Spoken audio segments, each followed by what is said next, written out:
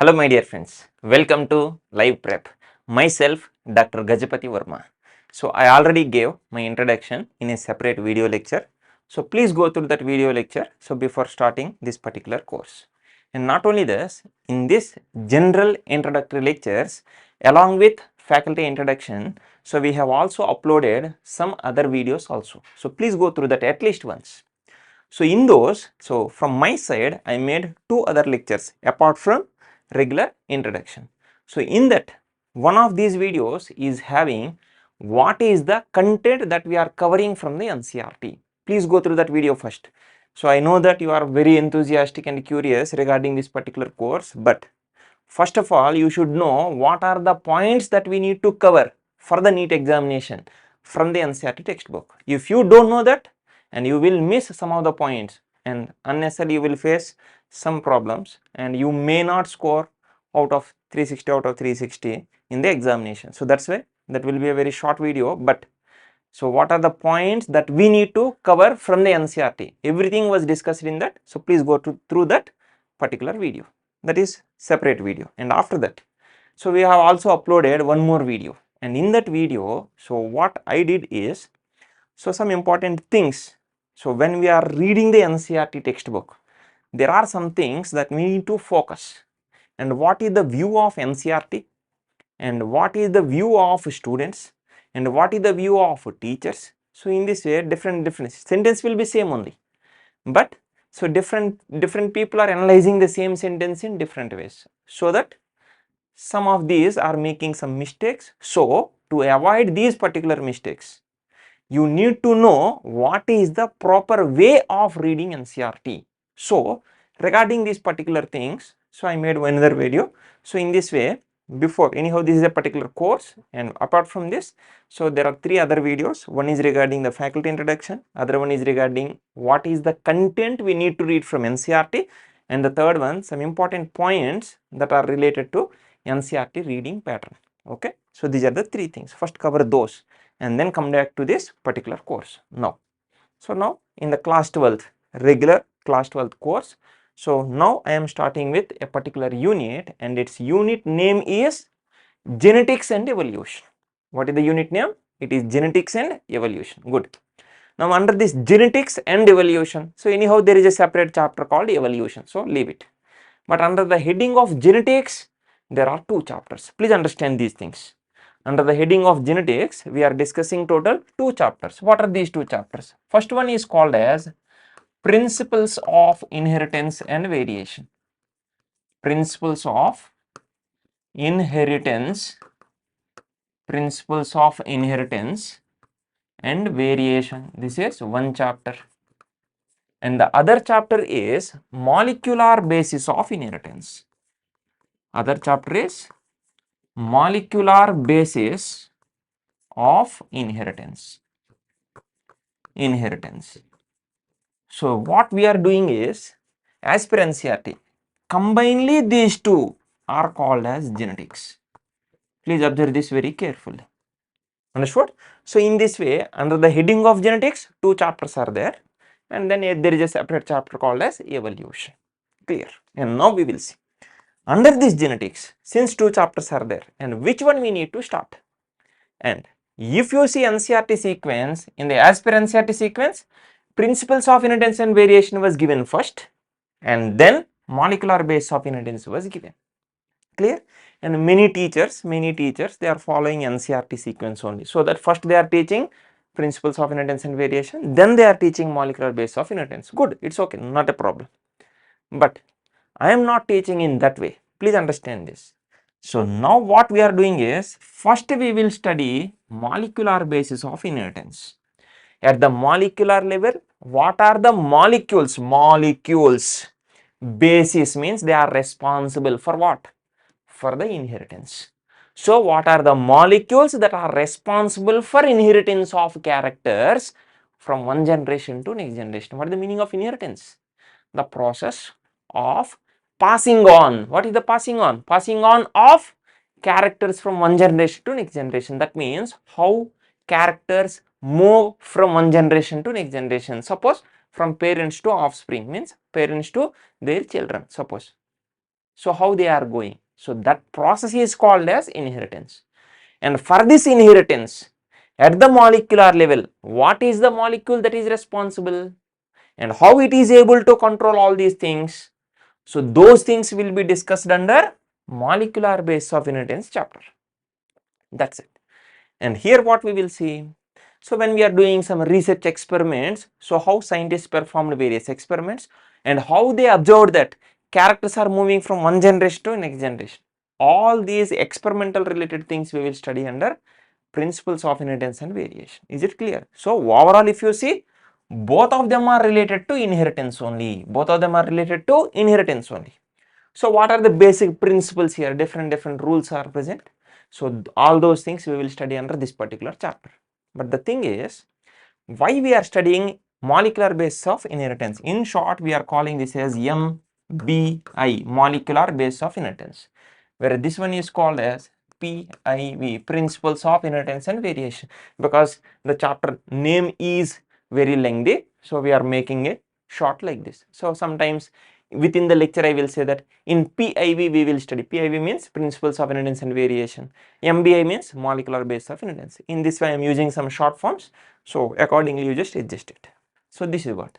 And the thing is, if we study principles of inheritance and variation first, at some locations, please remember this. So with my experience I am telling this, at some locations you will face the problem. Still you can understand. But what we will say, when we are studying this chapter, we will say that in the next chapter we will study, in the next chapter we will study, in the next chapter we will study. Like that you need to say, if you are studying principles of inheritance and variation first. So that is the reason why what I am doing is, first we will complete the molecular base of inheritance. And this you can study independent of this particular one. So you will study all the basic concepts in this chapter very clearly, so that this chapter can be understood very easily. That is one advantage. And the second advantage is, we can save the time also. Generally what happens, when we are studying this particular chapter, in between at least some information I need to give, so that you can understand. So once I need to teach there, and once again we will study here. So unnecessarily it will take more time. Please understand, time is more important for us. And that too, here I cannot give full explanation. So even though I am giving some explanation, you may not be happy with it. So that is the reason why, to avoid all these problems, first we are starting with molecular base of inheritance. We will complete this chapter and then we will go with principles of inheritance and variation. Clear? So now technically we are starting with molecular base of inheritance. I hope now you understood why we are going like this. In some teachers are teaching in a different way, but we are going with our sequence. Fine, no problem. Next point I wanted to tell you is, these two chapters are the longest chapters in the entire biology of class 11th and 12th. Please remember this. And please don't compare these chapters with regular other chapters of biology. Please understand this. Many students are comparing these chapters with those chapters. Don't compare with this. Because those chapters, so already in the class 7th, 8th, 9th, 10th, somewhere, or even the 11th, somewhere you studied about those things. But these things, even though regarding this Mendel genetics, Mendel monohybrid, dihybrid, only that much you have studied, but remaining concepts you have never studied. And that too in the molecular base of inheritance. So DNA structure, yes, already you studied, but the DNA replication, transcription, translation, so even though you know the names, but the original content we need here, so you did not know that much deep. So that is the reason why. So these things will create some problem. This is one thing. Next thing is, these two chapters are completely concept oriented. Please remember this. Please remember this. These two are completely concept oriented. Then what is the problem with this? So now here generally students will follow two different types of things. Some students will think that biology is memory based, so they will try to by heart everything. And there is some other group of students, they will try to understand the logic behind that, so that they are focusing on the logic and analysis part. So in this way two types of students are there. And directly I am telling you, these two chapters are easy for second group. Second group means those who are trying to understand the logic. For them these two chapters are the most easiest chapters. Please remember. But what about the first group? those students who are trying to by heart the content, for them these two are the most difficult chapters of class 11th and 12th. For the NEET syllabus itself, these two will be the most difficult. And now you can understand what I am saying. Please don't try to by heart these things. Please try to understand the concepts clearly. Each and every point I will explain. Please try to understand them. And if you are having any doubts, anyhow we will give you a number. So WhatsApp number or some other through the app or some other source. So we will provide you. So through that you can ask me the doubts. So I will clarify all your doubts. So please try to understand the concept. Try to understand the concept so that you can solve any type of question that is given from these particular genetics chapters. Understood? So with this basic things, now we are trying to go with the chapter. So I hope now you understood why we are going with molecular base of inheritance first. Clear? And now we will go with this molecular base of inheritance. So in this molecular base of inheritance, what is the general information? Molecular basis of inheritance. Very good. Inheritance. Nice. So when we are keeping this heading, generally we will open this particular chapter only. But that is the reason why I told you to go through the lecture, separate lecture regarding NCERT content, right? General information content. Go through it. In that lecture, I told you very clearly that what is the content we need to cover for NCERT, for the NEET examination from the NCERT. Unit introduction should be covered. And the next page of the unit introduction is having generally regarding some scientists. And then the original chapters will begin. And in this case also, you need to start with unit introduction and the next page scientist, then only we need to come to the regular chapter. But the thing here is specifically for this particular chapter. So unit introduction is very important, but if I teach that particular unit introduction now itself, you may face the problem definitely. So that is the reason why generally what I do is that unit introduction part I will not teach in the beginning. Let us go with regular chapters of these two, principles of inheritance and molecular base of inheritance. Let us complete both of them. After completion of this, then we will go with unit introduction reading. Definitely we will go with it. So that day when we are reading that unit introduction, that day you will understand that content much better than today. Today means before starting the chapter. So that is the reason why that unit introduction part, now I don't want to go through that. Then next page, this is regarding the scientists. And what are the scientists? So here two scientists they have mentioned. Who are those scientists? Those scientists are Watson and Crick. Yes, Watson and Crick. Double helical DNA structure was proposed and that content is related to this chapter of molecular base of inheritance. Definitely in this chapter, when we study about double helical DNA structure, that time I will show you the information regarding those two scientists, and in that particular context we will cover that information. So today in this first lecture we don't need to study about those scientists also. So that's why that information is completed for today. Leave it. So remember, whenever the particular context comes, that day we will cover that. Fine. So that now we can directly go with regular chapter. Now in the regular chapter, let us see. So how actually in the NCERT they have given some introduction. Please remember, for every chapter, initially they will give some introduction. So with that introduction, slowly they will try to enter into the regular chapter. So in this case also they have given some introduction. What is that? What is the main basis? Focus on this particular word. What is this one? Inheritance. What the inheritance means? Inheritance means it is the process of passing on of characters from one generation to next generation. So in this way, suppose there are some parental generation and for them there are some children. Suppose with respect to human, we call them as children, parents and children. So parents are having some characters and these characters are moving from the parents to the children. And this particular process is called as inheritance. So inheritance of characters, and this inheritance is the basis for heredity. Anyhow, regarding this particular one, definition was given in that principles of inheritance and variation chapter, and that day we will focus much. Fine.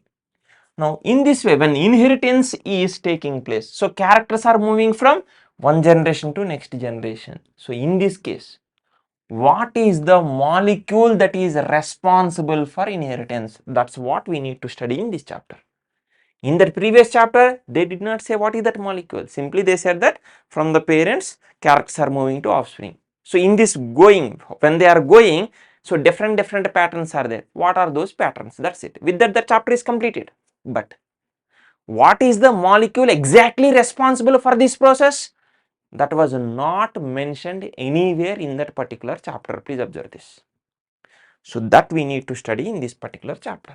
So at the molecular level, what is responsible for the inheritance? Who is responsible for the inheritance? The simple answer is nucleic acid. Simple, and the better answer is nucleic acid. Don't say DNA. Don't say DNA. Please remember, though DNA is also correct answer, the better answer will be nucleic acid. Why I am saying nucleic acid? DNA is also nucleic acid, right?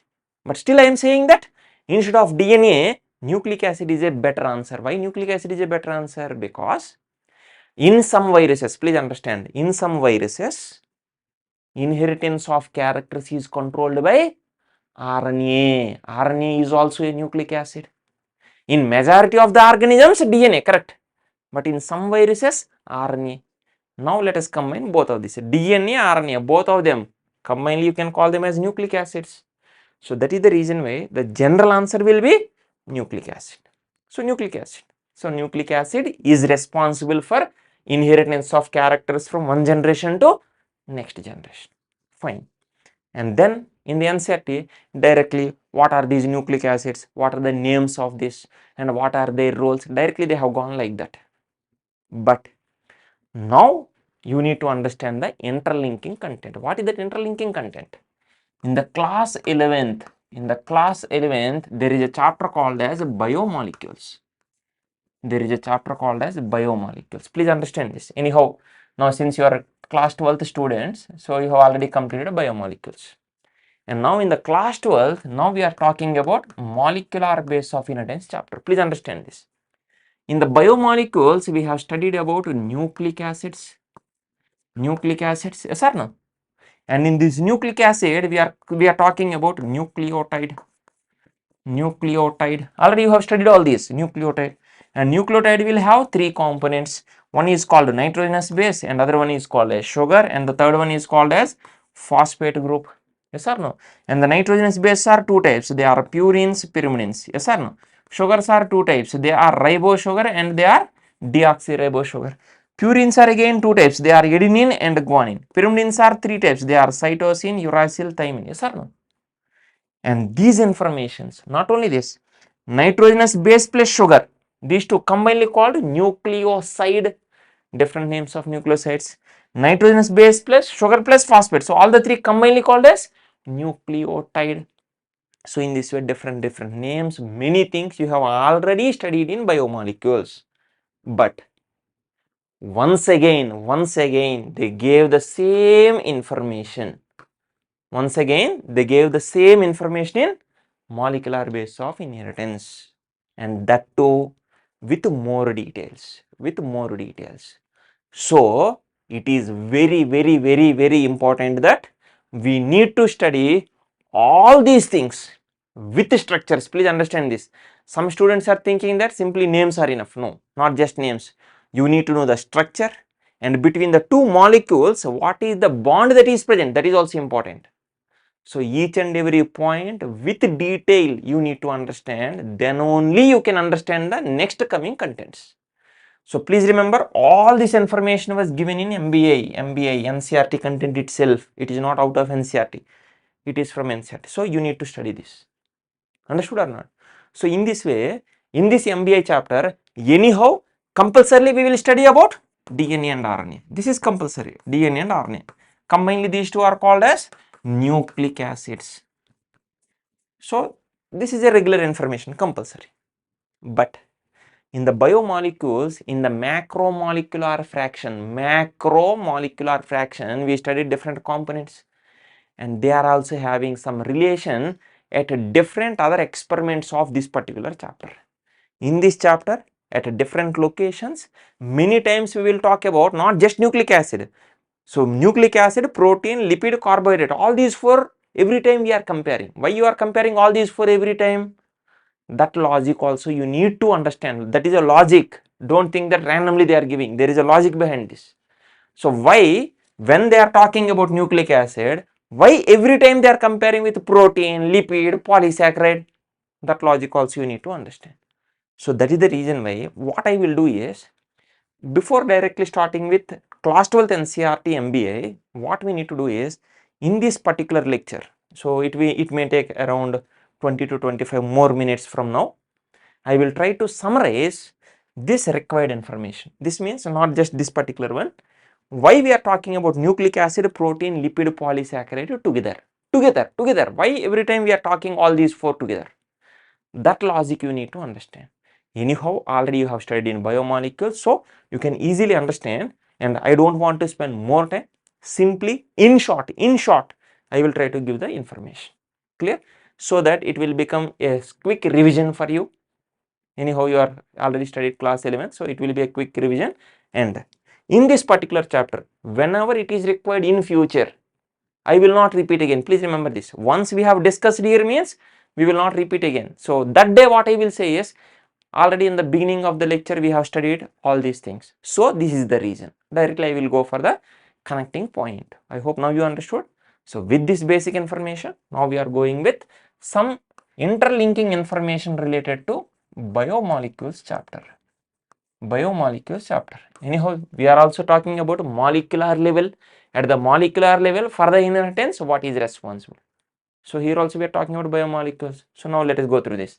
In the biomolecules chapter, we have studied that we made some tissue analysis. Yes or no? We made tissue analysis. In this tissue analysis, what we made? First we took a tissue. Suppose this is a group of cells. Tissue is a group of cells, suppose. Like this, we took some tissue. This is a tissue, and this tissue was taken in a beaker or some plate. Okay, it was taken in a plate, and to this we have added a solvent. This you need to understand very clearly. Solvent. What type of solvent? What is the name that was given in NCERT? And what is the nature of this particular solvent? Nature is very important. Based on that, some questions are possible. So please understand this. Anyhow, these things already we have discussed in class 11th course. So please go through that once again. Okay. Solvent. What is this solvent? TCA. TCA. What is this TCA? It is trichloroacetic acid. Trichloroacetic acid. First we will see what is acetic acid. Acetic acid is CH3COOH. Yes or no? CH3COOH. How this H is present? So in this way, H is present. Here is one H, here is one H, here is one H. CH3COOH. It is called acetic acid. But what is the solvent used? Trichloro. That means three chlorines are present. Where they are present? In place of hydrogen. So in place of hydrogen, chlorine is present. That's why it is called trichloroacetic acid. And because of this chlorine is highly electronegative, right? So because of this, it will get some polarity. So this solvent will be polar solvent. Please understand this. This is the very important point. Very important point. It is a polar solvent. So to the tissue, we have added TCA, which is a polar solvent. Nice. After the addition of the solvent, what we made? We have broken these cells. with homogenizer or some other sources. We have broken the cells. So once we are breaking these cells, what happens? All this content will come into this particular acid. TCA, trichloroacetic acid, means entire content is coming into this particular solvent, that is trichloroacetic acid. Now you are having this liquid, and now what we are doing, this liquid, this liquid should be filtered. This liquid should be filtered through a cheesecloth. So we are keeping a cheesecloth here. This is the cheesecloth. For filtration we are using this. This is the cloth, and that plate having this broken cells with a trichloroacetic acid. Now you need to pour it through this particular cloth. So now for this cloth, if you are observing, for the cloth what happens, there are some threads. Cloth is having some threads like this, right? It is having some threads like this. So when you are pouring this particular one, then what happens? So through these pores, so this is the pore, right? But I will use a different color. Suppose this is a pore. Now what happens? This content should pass through this pore. So from the top, if you are passing like this, from the bottom it should come like this. So through these pores, now this solvent should go through. Understood or not? And now please understand, it is not just solvent. It is also having some cellular components, cell components. Yes or no? And now what you need to observe? Now what is the size of this pore? This is a very small. And the thing is, can entire content pass through this cloth? No, entire content cannot pass through this.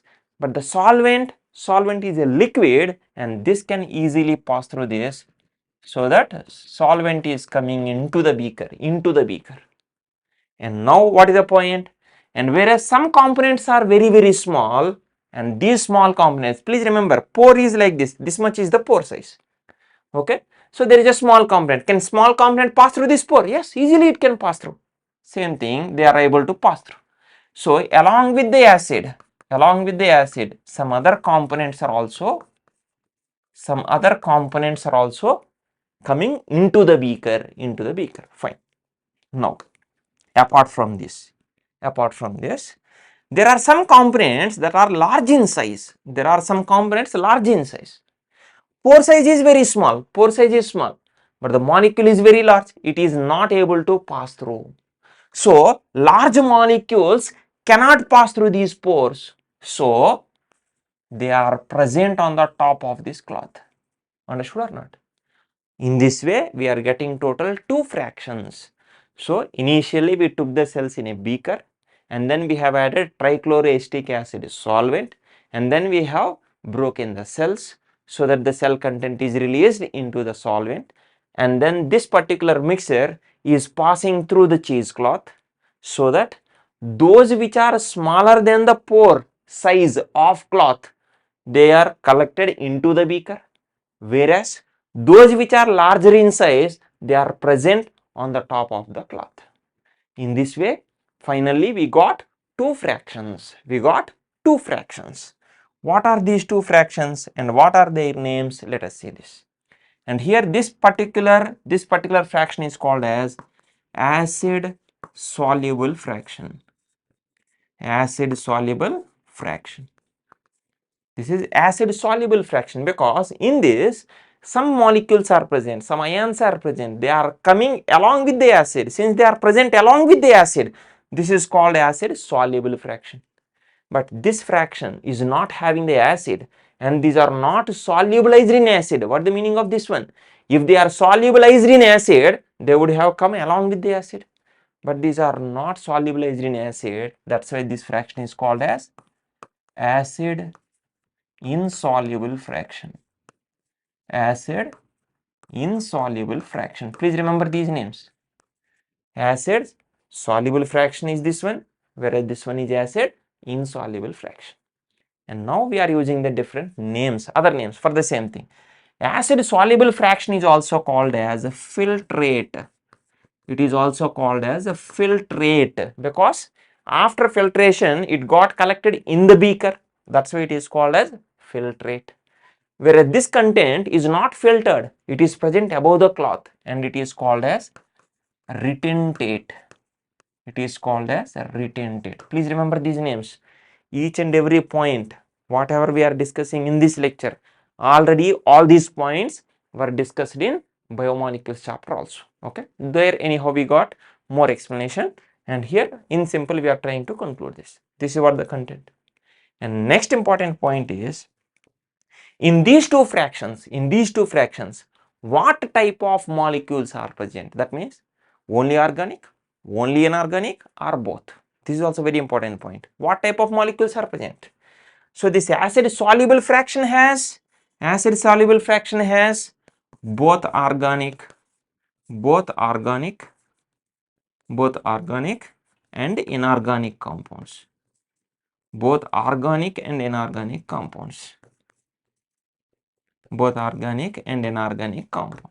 Understood or not? And now here we will see acid insoluble fraction. And in this, what type of compounds are present? Only organic, only inorganic, or both? Which one is present? This is very important. What are present here? It has only organic compounds. It has only organic compounds. Very, very important point. So please remember this. It has only organic compounds. Fine. Now in that also what type of compounds? Now you just observe here. Here also organic are present. Here also organic are present. Now observe the questions carefully. Observe the questions carefully. Acid insoluble fraction has only organic components. Acid soluble fraction has both organic and inorganic compounds. Fine. Now the question in reverse. Organic compounds are seen in both acid insoluble fraction and acid soluble fraction. In both of them organic are present. But inorganic compounds are seen only in acid soluble fraction but not in acid insoluble fraction. Only acid soluble fraction is having inorganic compounds but not acid insoluble fraction. So these are the things that you need to focus. Observe the content carefully. And why we are getting inorganic, all the inorganic here, why we are not getting inorganic here? And here there is a logic. And what is that particular logic? Observe carefully.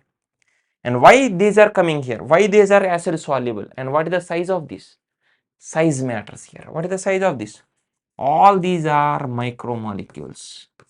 All these are micromolecules. What is this micro? Micro means here what? Small molecules. Micro means here small molecules. Please understand this. So here it is having small or micromolecules. And generally if you see their size is less than 800 Daltons. All these are having the size less than 800 Daltons. Micromolecules. Please observe this. That means organic micromolecules, small organic molecules will come under acid soluble fraction. And why these organic are not coming here? That means they are not small, they are large. For the large, what is the word that we are using? Here micro means what is the opposite word here? Macro. So this fraction is having macromolecules. Understood or not? So these are macro. Macro means what? Large. So these are all large molecules. Since they are large molecules, they cannot pass through small holes or small pores of cheesecloth. Yes or no? So since they are large in size, so they are coming here. This is what the point. And what is the general information here? Generally, these molecules have the size greater than 10 kilodalton. While writing the kilodalton, many students are making mistake here. They are writing capital K. You should not write capital K. It should be small k. Please observe this. Small k, capital D, small a. So more than 10 kilodalton. What is this kilo? Kilo means what? 1000. So 10 kilo means what? 10,000. So more than 10,000 Daltons. You can write as more than 10,000 Daltons, or you can write as more than 10 kilodaltons. Anyhow you can write, no problem. Both of them will give same meaning. That is the general information. Clear? Nice. Come back to this. These are micromolecules, they are macromolecules. And now you just observe the logic. Why inorganic are not coming here? And based on this, they may give one statement. Now I will give the statement. You listen carefully and tell me whether it is true or false. Biological. So all these are biological, right? So these are all from the living. So bio. So that's why you are adding bio, micromolecule, bio macro, bio micro. Yes or no? So these are all living things. That means living organisms in general, they do not have large molecules of inorganic compounds. Please observe this. In the nature, yes, you can observe it, but in the living organisms, large molecules we are not observing for inorganic. Large molecules we are observing only for organic molecules. Please observe this. This is the very important point. Understood? So large molecules we are observing only with respect to organic, not for inorganic. All the inorganic compounds present in our cells means in the living organisms, all these are small molecules, are just ions. That's it. And they are having the size less than 800 Daltons. So this is the information. Clear? And now I will go with some other information like what are the names of this. For the organic, small organic, what are the small organic? Let us say about some simple sugars. Simple sugars are present and amino acids are present. Amino acids are present. Nucleotides are present. Nucleotides are present, and there are so many other types of components are also present. So all these small molecules are present in acid soluble fraction or acid soluble pole. This fraction is also called as a pole, POL pole. Pole means what? It is pooling up. Pooling up means what? Collection. So it is the acid soluble collection, pole or fraction. Okay, that's it. So these are, so acid soluble pool is having small molecules. So even though it is having organic molecules, all these organic molecules are simple small molecules. Now what about this macromolecular fraction? Macromolecular fraction is the acid insoluble fraction or acid insoluble pool. What it is having? Four important components. Everyone, this is the point that is important for this particular chapter. Four components. So what are these four components? Observe very carefully. First one let us write proteins. And the second one we are writing, that is nucleic acids. And the third one that we are writing is polysaccharides.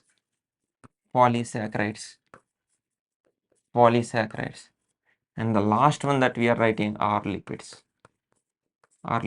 Please observe this. Only these four components. Only these four.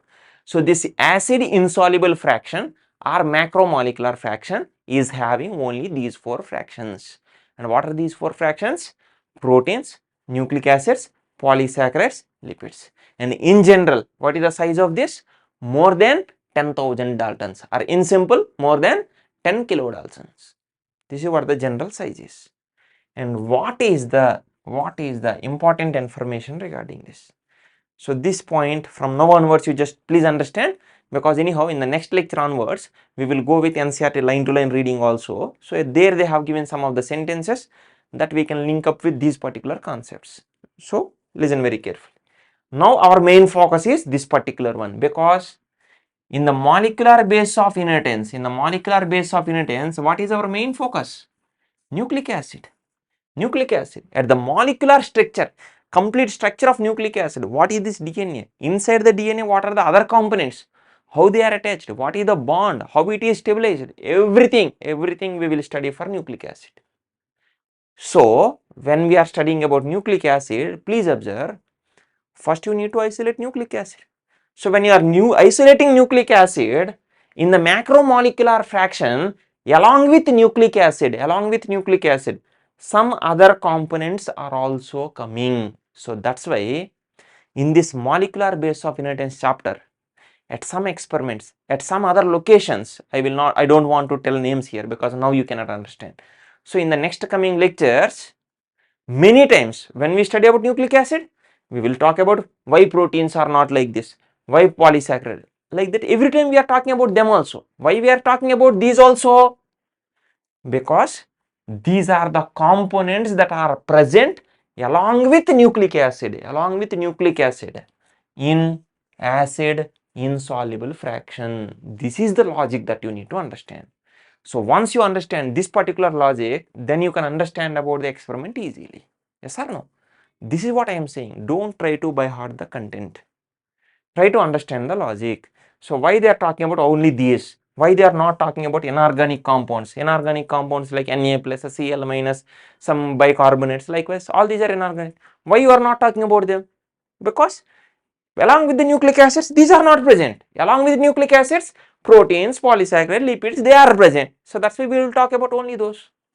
So this is the logic. So don't read these chapters individually. There are some points that are interconnected. You need to focus more on interconnected things so that your concepts will become very easy and you can easily understand the points. Okay. Now we will focus on this particular macromolecular fraction. For this macromolecular fraction, there is one common property. Observe this carefully. There is one common property. What is this? All these are large molecules. Okay, they are the large molecules. But how these large molecules are formed? All these large molecules are formed by some simple units. Some simple units. Whether you take proteins, whether you take carbohydrate means polysaccharide, or whether you take nucleic acid. All these three, I am not talking about lipid, only these three. All these are long polymers, polymer, P-O-L-Y-M-E-R. What is the meaning of this polymer? Poly means many, mer means unit. Okay, all these are polymers. That means many units are present in this. What are these many units? See, completely it is called as one molecule. This is one molecule. Completely it is called as one molecule. Suppose it is one protein like this, or one nucleic acid. But though completely it is one molecule, internally if you see, it has some small units like this. And here what we are saying is, completely it is called as one polymer. So forget about this. Completely it is called a one polymer. Now individual unit, each unit is called as monomer. Mono means single, means only one. Mer means unit. Understood or not? This is one unit. That means this is one monomer. So many monomers will attach to each other and they will form polymers. So like this, many monomers will attach and then they will form polymer. So in this way, in the macromolecular fraction, out of the four, three, not all the four, out of the four, three are polymers like this. So here you will get a table. What is the table? What is the name of polymer? That is a polymer. And in that polymer, what is the each unit is called as? Each unit means monomer. Please remember this. Understood or not? What is that particular list? So that list is nothing but this one only. All these are what? Polymers. So this is the polymer. Protein is a polymer. Protein is made up of many units. And in this case of protein, what is the name of that monomer? What is the name of that monomer? Tell me. So with respect to proteins, what is the monomer? So proteins are also long molecules. They are made up of many small monomers.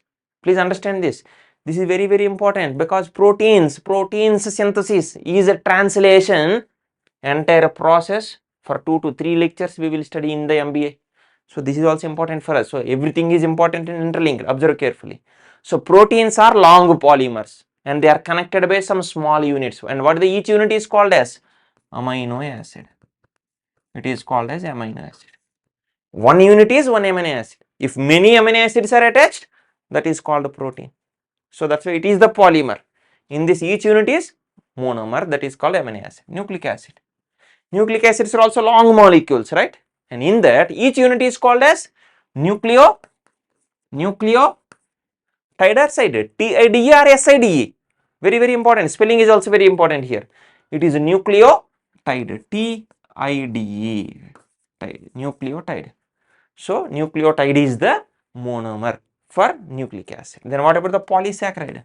Many saccharides. So many sugars are attached to each other. So what is each unit is called as? Monosaccharide. Each unit is called as monosaccharide. Understood or not? So in this way, many monosaccharides will attach to each other and they will form polysaccharide. Many nucleotides will attach to each other and they will form nucleic acids. And many amino acids will attach to each other and they will form proteins.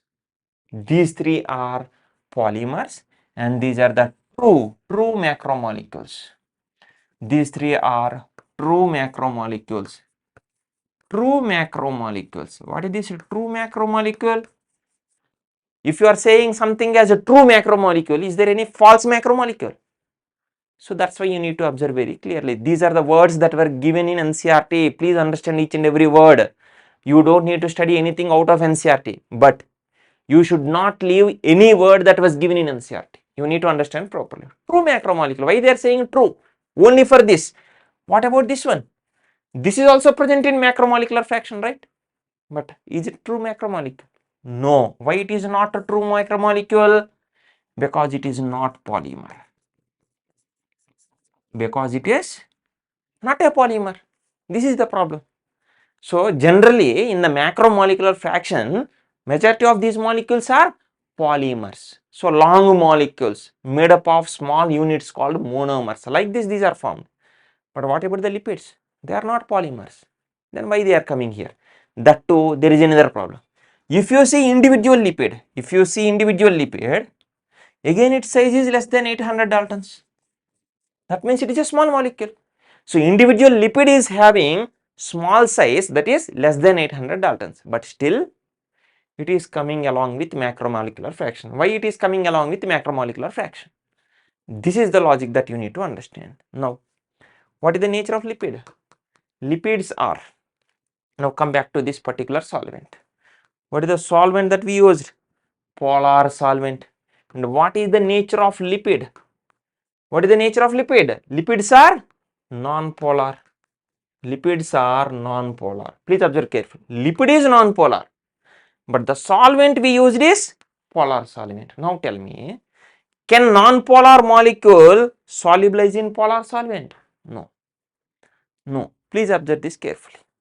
So since lipids are non-polar and the solvent we used is polar solvent, that is the reason why, please remember, that is the only reason why they are not coming into acid soluble fraction. Now what happens? Since these are not solubilized, now what happens? All these lipids, so this is one lipid suppose, all these lipids, what happening?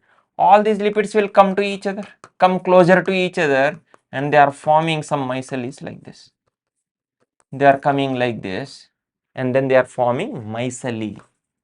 M-I-C-E-L-E, micelles. Okay. And what are these micelles? They are some small vesicles. You can call them as small vesicle. Small vesicle. Small bag-like structure. Vesicle means bag-like structure. In this way. Now observe very carefully what they are saying. If you see one lipid, its size is less than 800 Daltons. Less than 800 Daltons. But so since lipids are non-polar, solvent is polar solvent. Now they are not solubilized in this. Now all these will come closer and they are forming the large micelles. They are forming the large micelle. And because of this micelle formation, now the size is large and they cannot pass through this pore. Understood or not? They cannot pass through this pore. That's why they are coming in macromolecular fraction. But originally they are not true macromolecules. They are not macromolecules. They are not polymers. Simply they are aggregated. Later on you can separate them also, no problem.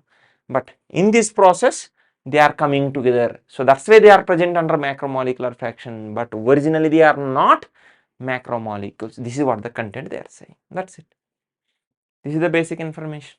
And I hope now you can understand why we are studying about protein, polysaccharide, lipids when we are studying about nucleic acid, because all these are coming under the same fraction when we are doing tissue analysis. That is what the logic is.